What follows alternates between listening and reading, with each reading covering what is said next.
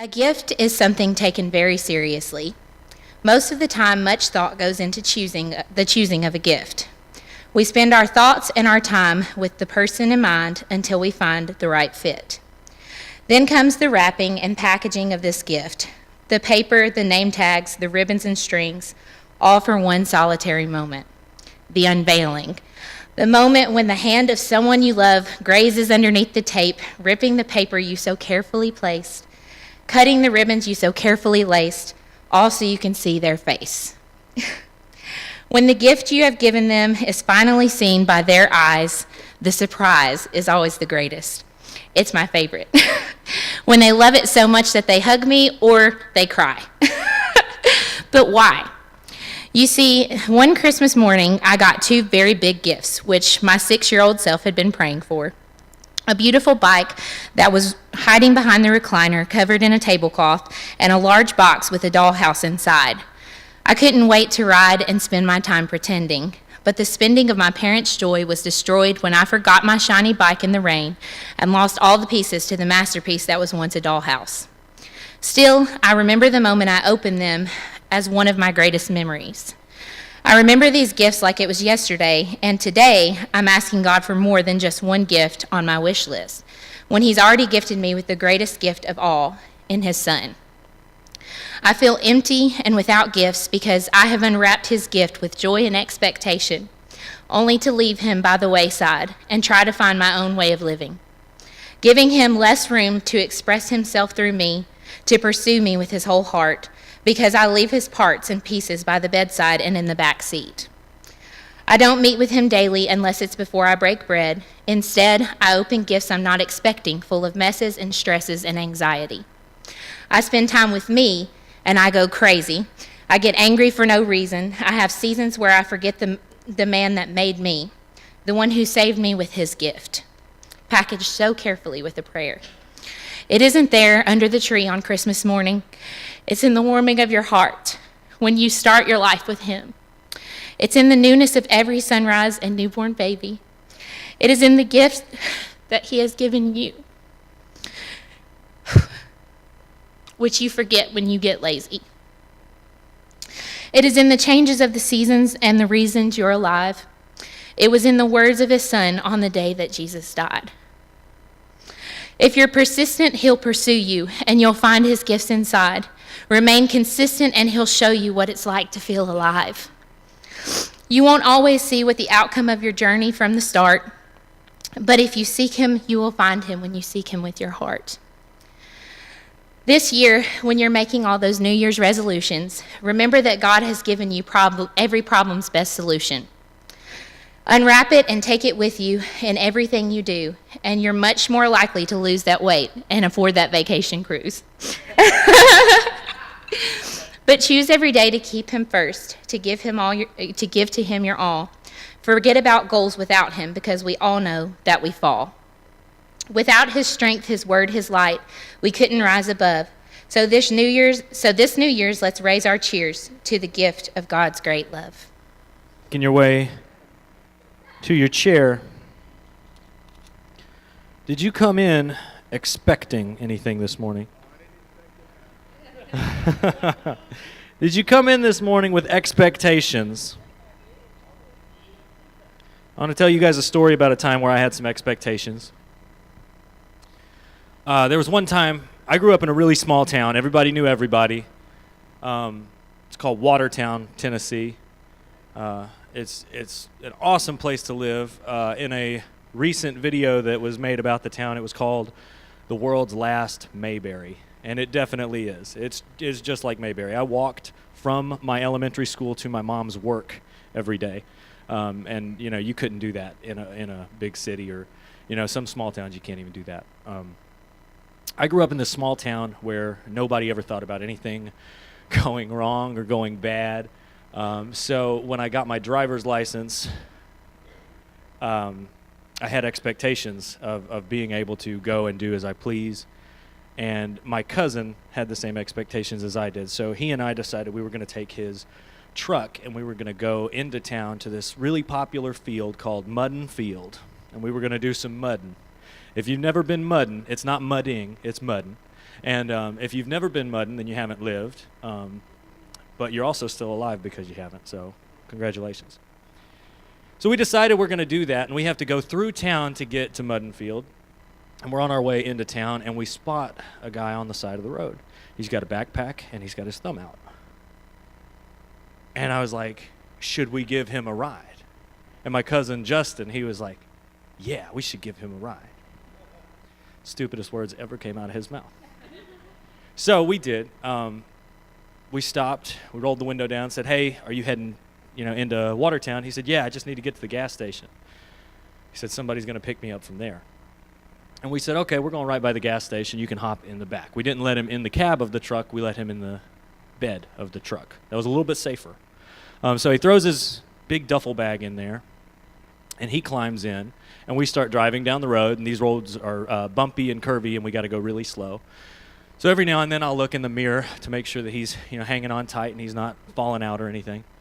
And I see him looking into his duffel bag and then looking up. And when he notices that I'm looking at him, he closes it really quick and puts it down. And so I was a little uneasy. So I told Justin, I said, I think he has something in that bag that he shouldn't have. And Justin said, well, what do you think's in it? And I said, well, I don't know. But it's because he keeps hiding it when I try and kind of look. And so Justin pulls the truck over, and he opens this little window on the back of his truck. He opens it up, and he says, hey, you've got to tell us what's in that bag. And that guy said, it's none of your business. Really, really mean. Like, it's none of your business. He sounded like Batman from the Dark Knight movies. It was creepy. And so I looked at him, and then I looked at Justin, because if anybody knows my cousin, he's really hard-headed, and he likes to get into arguments and fights when he can, or he did back then anyway. And I see the rage building behind Justin's face, and he goes, look, man, this is my truck. It is my business. We're giving you a ride. What's in the bag? And this guy, in an even scarier voice, it's none of your business. Yeah, right? I've been practicing for today. So Justin gets out of the truck at that point, and he says, we're going to call the police if you don't tell us what's in that bag. The guy jumps out of the truck and takes off. He runs the opposite direction, and we didn't go after him. And Justin comes and he gets back in the cab, and I'm white as a ghost, and I'm looking at him, and he's like, what? What's wrong? What's the problem? I said, he left the duffel bag in the truck. And then Justin and I went back there, and we unzipped it, and we looked inside. Do you know what was in it? None of your business.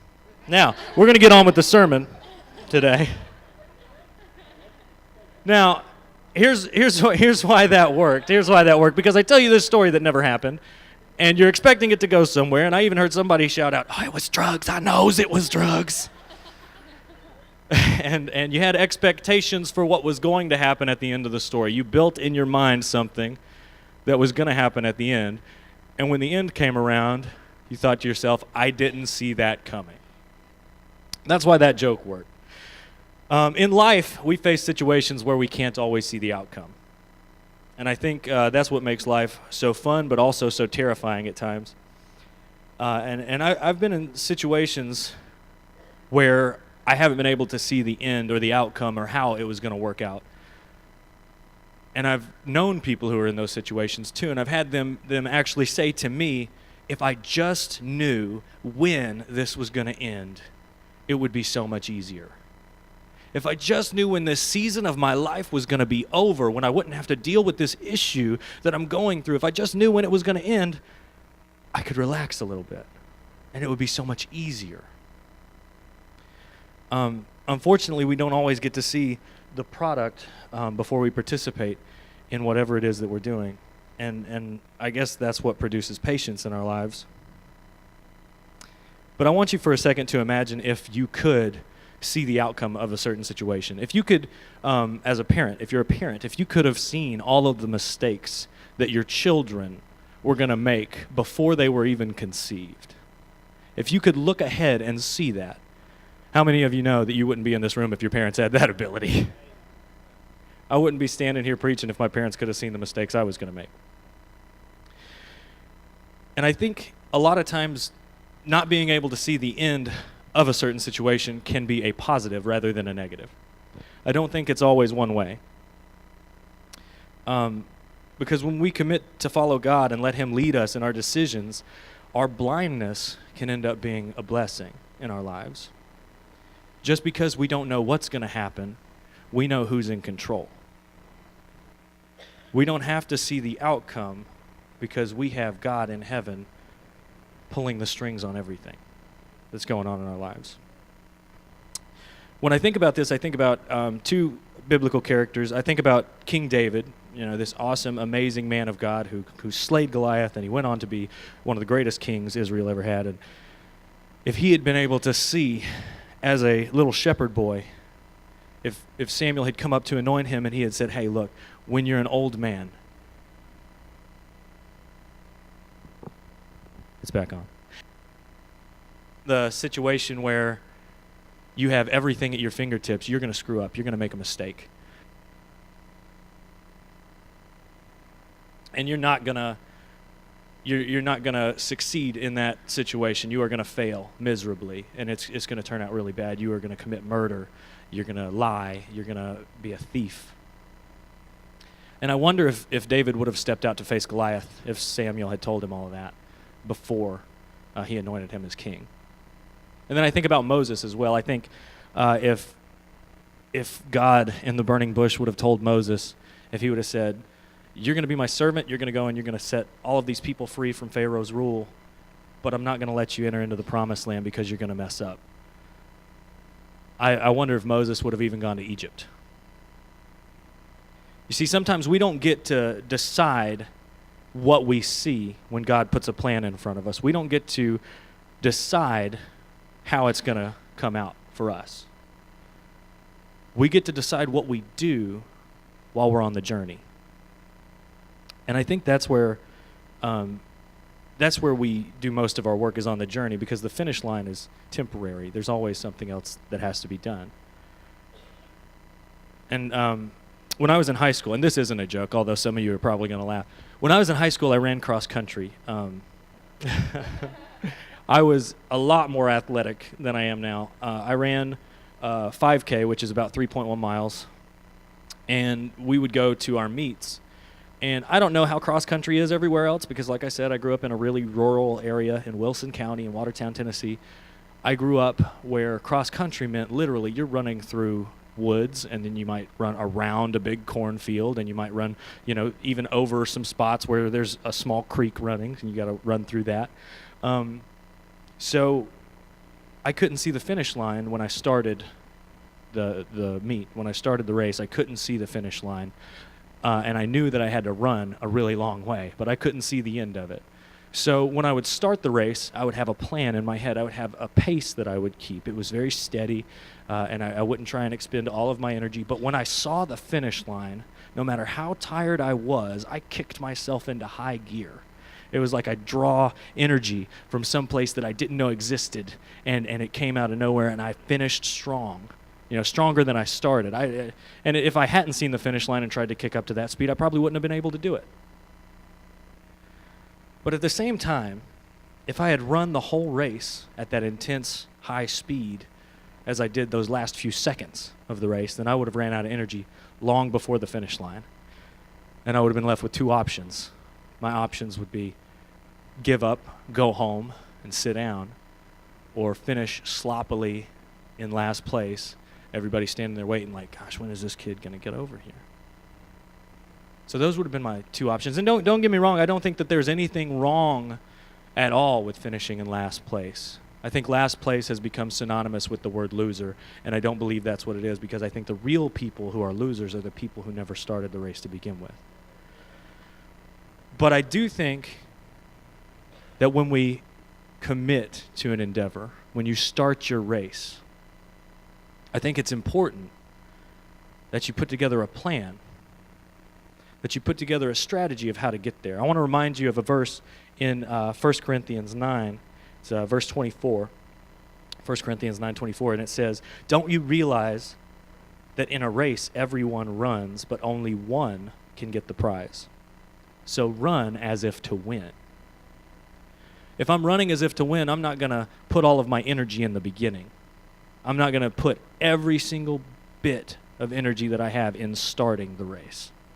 I've got to be conscious of how long this race is going to be, and I've got to understand that sometimes it's okay to run a steady pace. And I have to understand that it's okay that I can't see the finish line all the time. Because if I could see it, and I could see what was going to happen, I might not even start the race to begin with. My first cross-country meet, if I had been able to see how I was going to finish that race, I would have stayed home that morning. It was around mile 1. I actually ran, my best friend of 15 years, Stephen, was on the cross-country team too, and he and I were running, and we had decided before the race, we were like, hey, let's be, we're not caring about anybody else in this race. Let's me and you race against each other. Let's see who is the better runner today. And we were like, all right, let's do it. We get around, like I said, it's about 3 miles. So we're going around where it has this little mile marker. It's the 1 mile marker, and I stepped in a hole, and thankfully I didn't break my ankle, but I did sprain my ankle really, really bad. And it swelled up, huge, like a softball. It was gigantic. And Stephen went on. He kept running. He didn't see me fall in the hole, fall down, get up, covered in grass stains and dirt, missing a shoe. But I finished that race, and surprisingly not in last place. I got to the finish line. I was like, okay, guys, we can go home now. And they're like, no, you're not last. There's somebody else back there. It was pretty great because that guy was riding on the four-wheeler when he came back. Like I said, Watertown, rural area. Just four-wheelers laying around. But if I had been able to see how I was going to finish that race, I wouldn't have done it. And then I wouldn't have had the experience where I could finish that race and say, you know what, I may have hurt myself. It might have hurt, but I finished. It might have been painful, but I came through it. And now I'm better for it because I didn't quit, because I didn't turn around and walk the 1 mile back. I went the 2 miles forward in pain and finished the race, and not in last place. But if somebody had told me, yeah, you're going to roll your ankle around the first mile and Stephen's going to blow you out of the water and then he's going to brag about it for the rest of your life. If somebody had told me that, I probably wouldn't have gone that morning. I would have stayed home in bed instead of getting up at like 7 a.m. to go 3 miles into Watertown and then run another 3 miles and then go back home and have to ice my ankle for a week. So don't worry so much about where the finish line is. Trust that God is going to get you there regardless of how bad it hurts. In my text, in the Bible, it says he's going to work all things together for the good of those that love him. He doesn't promise that everything that's going to happen to you is going to be good. It's like cooking. I heard this analogy from another pastor. It's a lot like cooking. Sometimes when my mom would be cooking meals, I would look at the stuff that she'd be putting in the pot, and I would think, man, that is so gross. She'd be chopping up an onion and throwing it in there, and I was like, man, if I ate an onion, it would taste awful. If I just ate an onion by itself. And she'd put cinnamon and stuff. I was like, man, if I just took a spoonful of cinnamon and tried to eat it, it would dry my mouth out, and it'd be disgusting. But then when it's all finished, it tastes amazing. My mom is the best cook in the world. Sorry for all you other mamas out there. I have to say that. I'm under contract. But sometimes God's going to throw an onion in the pot in your life. And you're going to see that onion go in there, and you're going to be like, I don't know how I feel about onions, God. But when you get to taste the meal at the end of it, you're going to understand that it's all worth it. He works it all together for your good. Everything in it doesn't have to be good. So, if you're only focused on where you're going to go and not how you're going to get there, you'll never move from where you are right now. If you only look to when it's going to be over and you take no steps to get it over with, then you're going to stay right here. And you're going to stay in this season longer than you should, longer than you have to. You see, I think God sometimes puts the finish line out of sight for our own good, whether we like it or not. I don't like it. How many of you don't like it? I don't like when I can't see the outcome. I'm a very analytical person. I love to know, okay, we're going to go do this, then we're going to do this, then we're going to do this, then we're going to go home and I get to go to bed. You can ask my wife. That's exactly how I am. We went to the store yesterday. And I said, okay, we're going to go pick up Mason. Then after we pick up Mason, we're going to go eat. Then after we eat, we're going to go to the store. You're going to spend exactly 15 minutes in that store, and then we're going to go home, and I can go to bed. So about 6 hours later, I'm exaggerating. It's more like 8. So we get done with our shopping and eating and everything. We finally go home, and I lay down to take a nap for just a little bit because then I was coming to the church. And I'm taking supposed to be like a 30-minute nap, which turned into like a 45-minute nap. And then when I wake up, it's like the world's ending. It's like, we didn't do anything I wanted to do today. But you know what? I still ended up in my bed at the end of the day. So praise God. Sometimes God isn't saying, focus on your outcome. He's saying, focus on your impact. And I want everybody to understand that you have an impact on somebody or something in your life. Right now in this moment, you have an impact on the people that you surround yourself with and surround themselves with you. You're going to have an impact. You are going to leave a crater in the minds of everyone that you come into contact with. And I think that should be in your mind instead of where are you going to end up? What is in it for me? Where am I going to go? Because God doesn't always allow you to see your destination. Sometimes He wants you to worry about your journey and what you're going to do along the way. Because if He showed you where you were going and not what you needed to do to get there, you wouldn't do anything. You would just expect it. You would have it handed to you. See, if we worry more about our impact and less about our outcome, I think that we can turn this world around and positively influence people, maybe actually fill the seats in the church to the point where we need to get a bigger building. If instead of worrying about tomorrow when we go out, okay, 2018 is going to be my year. I'm going to do this and this and this and this for my household. When we go out the doors today, I think a new resolution should be, I'm going to bring 10 friends to church next Sunday. I'm going to start 2018 off the right way, saying goodbye to the empty seat that's been sitting next to me all of 2017. I'm going to fill that this coming Sunday. I want to speak life into you today, New Life Church. I want to speak over you financial provision for 2018, and then you can go tell the people who weren't here this morning that you got it and they didn't. So receive it. Receive it this morning. I want to speak growth and prosperity in the year of 2018. That seat that's next to you that's empty is not going to be empty next week on Sunday morning because you're going to fill it with somebody that you know who's needing to come to church, who you've known is needing to come to church. Don't worry about where you're going to end up next Sunday. God will bring you here. Worry about who you're taking with you. Worry about the impact that you're going to have on the world outside so that they can end up here too. Because we know where you're going to end up next Sunday. Are you going to impact people so that they end up here too?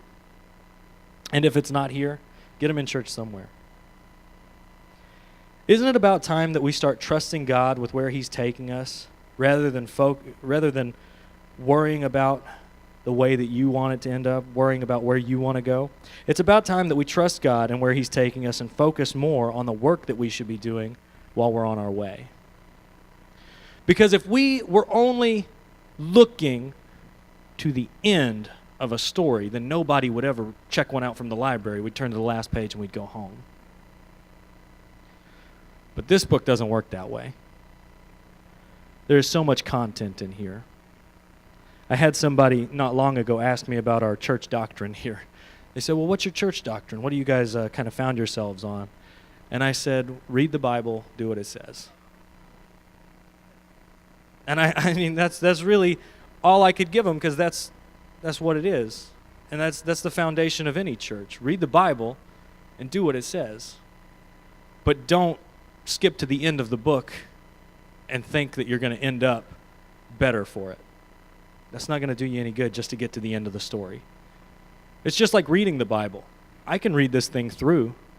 You know, I know that there's a lot of people who who are going to be committing in 2018, starting tomorrow, I'm going to read the Bible, and by the end of the year, I'm going to have it read all the way through. And I encourage that. I think the knowledge of the Word is one of the greatest things that you can arm yourself with, especially in today's world. When you walk out of these doors, when you walk out of your home, you don't know what's going to get said to you. You don't know what the world's going to throw at you. But with this, you know how to receive it. But if you are going to do that, I would encourage you not to only worry about, I'm going to get from the beginning to the end in a year. Worry about the context of this book and the content in this book. Because it's not about reading from page to page. It's about understanding from page to page. It's about finding the answers to the questions that everyone has. And all of them are right here. Any question worth asking can be answered from this book.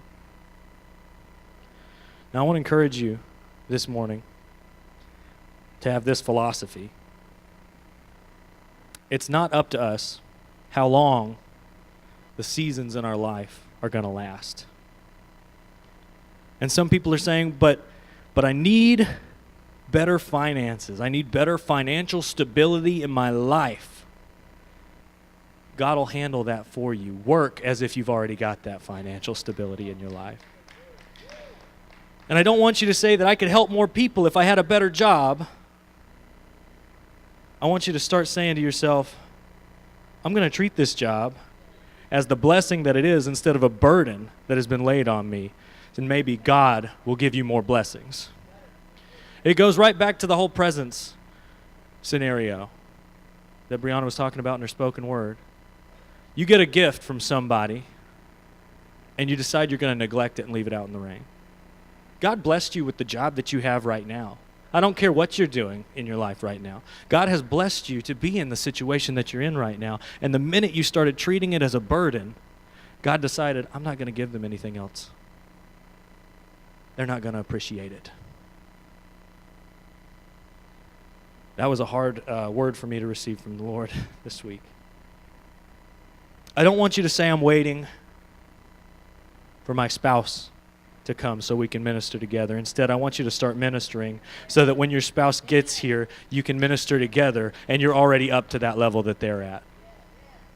Trust me, some of you don't want God to send you someone who's on your level. You want God to send you someone who can lead you. It's the truth. That's not what I needed when I came to New Life Church. I didn't need God to send me someone who was on my level, so he sent me Brianna, who was so far out of my league, I had to work to get up to it. And that's where some of you are, and I encourage you this year to make it your year. I'm going to work in ministry so I am up to par with the spouse that God is sending me. It's up to us what we do with the opportunities that God presents to us during the seasons that we're going to go through, no matter how long the seasons are. Because here's something you can't do. I want to borrow David Turco to come up to the front with me really quick. Everybody give David a hand.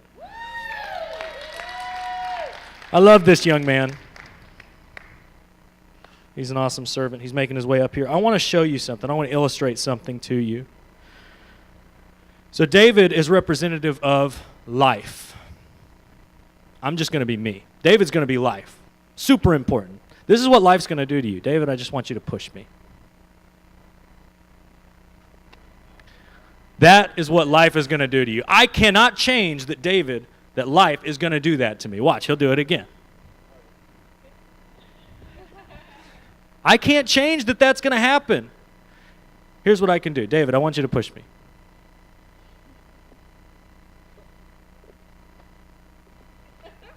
I can change how I respond to what life's going to do to me. Thank you, David. Everybody give David another round of applause. I can't change the fact that David's going to push me. What I can do is change how I receive the push. I can't change that my car is going to break down. I can't change that my loved ones are going to pass away. What I can change is in here. What I can change is how I receive the bad news, how I receive getting let go from my job, how I receive breaking down on the side of the road. That's all part of the journey. It's not the outcome. It's temporary. So before we end today, I want to give you a few quick things to keep on your hearts and to keep in your minds as we go into our new year. When the ball drops tonight, and we're holding our loved ones, and we're kissing people, and we're doing all the mushy-gushy stuff that we do on New Year's, I want to encourage everybody. Most of you said, well, I'm going to be sleeping. I want to encourage you, when this new year begins, to make these 3 things priority in your life. Number 1, don't mistake the starting line for the finish line, because an experience is great, but it's only the beginning of an adventure. And this is what I mean. This year, 2018, I will be welcoming into the world a new member of the Johnson family. Galilee Grace will be born sometime between March and April, Lord willing, or earlier if he decides that she needs to be in our lives sooner. But that's not the end of this journey. It's an experience which is going to start an adventure in my life. And I'm under no illusions of that. But I know that there are fathers in this country who see the birth of a child as the ending of a chapter in their life and they leave. And I know that happens. So I want to encourage you not to have that mentality and to be aware of where the starting line is and where the finish line is. Imagine how ridiculous it would be if an Olympic runner came up to the starting line, got ready to go. That was good. I'll see you guys in 4 years. Never took off. That happens. You think it's funny. We're laughing about it, but some people come into church and they get an experience with Jesus and they see this awesome worship that we had this morning and they go out, they go sit on their couch, they turn on the TV, and that's where they're at the end of 2018. This is an experience. This is not the finish line. Coming in these doors is not your finish line. When you walk out, that's your journey. And I want to encourage you to help other people find their starting line. Because maybe you can't see your finish line, but you can lead people to the place they're going to start their journey. The second thing I want to keep at the front of your minds in 2018, no matter where you might go, work the ground until it produces fruit. I don't care where you are. I don't care what season of your life you're in. There is always work to be done. There is always something positive that you can do in the environment that you are placed in to produce righteous fruit for the kingdom of God. There are people that you are going to be faced with who don't believe in your God. There are people you're going to be faced with who have never heard of your God. And it's up to you to till that ground, plant that seed until it produces fruit. Because our God is a God of many things, but he's not a God of giving up on people. Our God is the ruler over all creation, and he is not in the business of throwing people away. The third thing I want to remind you of is 1 Corinthians 9:24. In 2018, I want you to run this race as if you're going to win. I want you to plan your plan. I want you to keep your pace, no matter if you can see the finish line or not. I want you to run this race as if you plan to win, because it says only one can win. It's a challenge to everybody right now. If you're sitting around here and you already had the plans to go to the gym in 2018, they just got a little more serious, because I'm challenging you to be the winner of the race in 2018. And remember, if you're persistent, you'll get it. And if you're consistent, you'll keep it. Everybody stand up with me.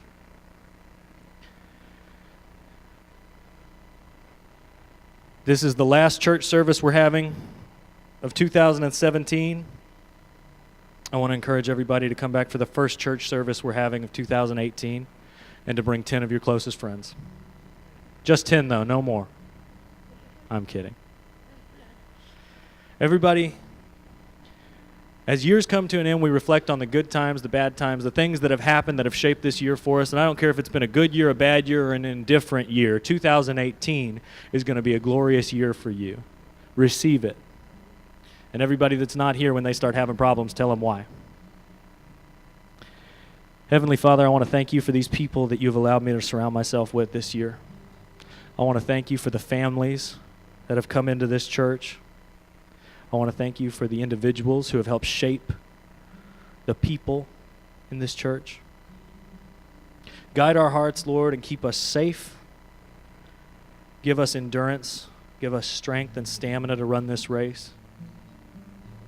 Heavenly Father, help us to lead like Jesus. Help us to make 2018 a year for your kingdom. It's in Jesus' name I pray. Amen.